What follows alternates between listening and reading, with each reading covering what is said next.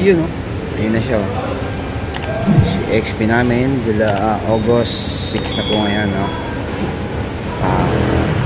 Ano siya, emission dito sa LTO Parañaque.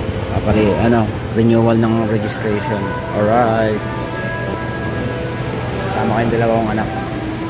So, yun nga. Yun ito yung proseso, no? Light vehicle. Stage 2. Dito. Hanggang stage 3. Tapos, yun, marirenew na po yung inyong vehicles. Alright. Yan sa XP namin, no? Sasalang na. Sasalang na siya ron. Sa lane 2. Lane 1. Speed test, side slip test, suspension test, brake test. At saka ayun, nagbayad ako ng sa insurance mga 1-2, tapos yung inspection 600 pesos. Dito ako magbabayad. Yan, no? Sa kabila. Alright. Tapos yung brake, suspension. Wala. Nakita ba sa likod? Harap lang pala yun. Ano? Tapos likod naman.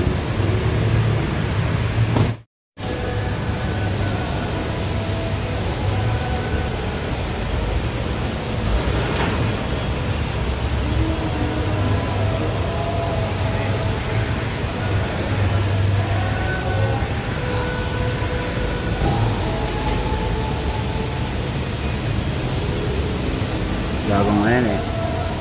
Bagong PMS lang yan. Ng last May.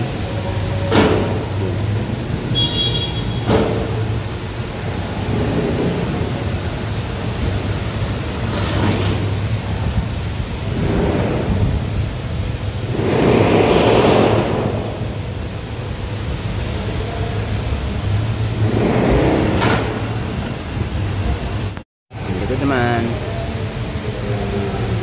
Test nila yun, lahat ng brake, harap, likod, no?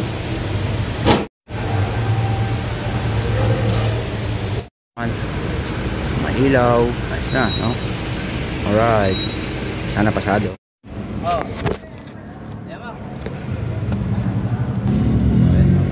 Pag pasado na sa base, kukuha mo naman yung insurance dito.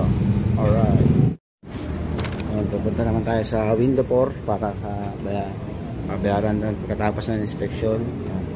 Ito naman sa window 4 tayo. Alright, window 4 dali lang pag na rin yun, makapasa. Dito window 4 naman, no? Insurance tsaka ORCR, step by step, one stop shop dito. So ayun, no, dito ako sa LTO Las Piñas, no?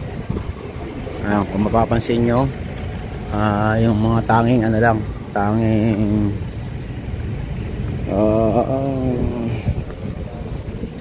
tanging applicant lang makakaupo sa loob. Yung mga kasama, family, hindi ka makakapasok sa loob, walang waiting area. Sa ganito ka lang tatambay.